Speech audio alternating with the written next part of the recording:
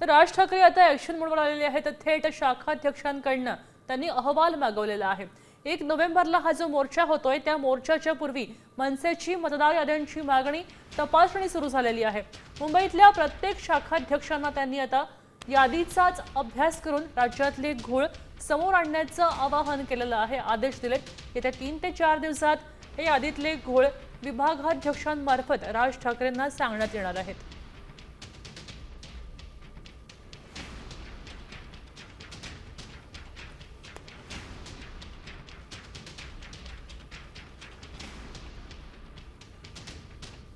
आपल्यासोबत रुपाली बडवे प्रतिनिधी लाईव्ह जोडले गेले आहेत। रुपाली, आपण पाहू शकतोय की राज ठाकरेंना आता आपल्या सगळ्यांना याद्या मागवलेल्या आहेत। नेमकं प्रकरण काय आहे, त्यांचं पुढचं पाऊल काय असू शकतं?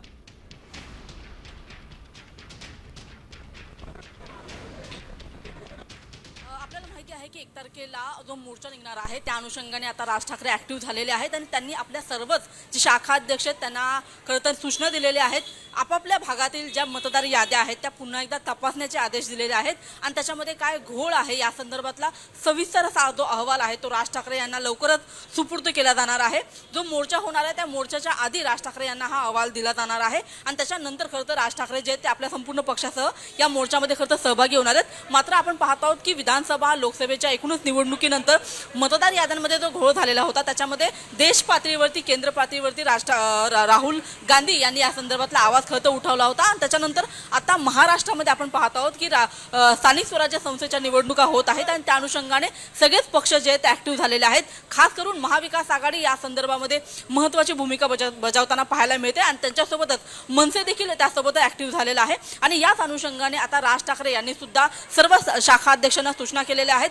सर्व मतदार याद्यांमधला जो काही घोळ आहे त्या संदर्भातला सविस्तर अहवाल जो आहे तो राज ठाकरे यांना सोपवला जाणार आहे आणि त्याच्यानंतर राज ठाकरे नेमकी काय भूमिका घेतात, मुंबईतल्या एकूणच स्थानिक पातळीवरती नेमकं काय काय घडलेलं आहे, कोणत्या भागामध्ये मतदार याद्यांमध्ये सर्वाधिक घोळ झालेले आहेत हे पाहण्यासाठी धन्यवाद तुमच्या सविस्तर माहितीसाठी।